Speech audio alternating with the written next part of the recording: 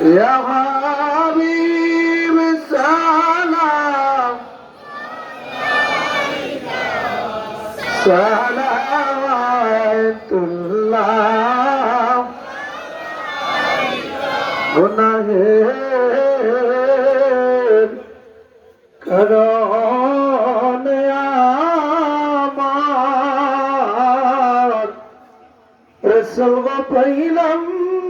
না দেখা আপনার তবু কি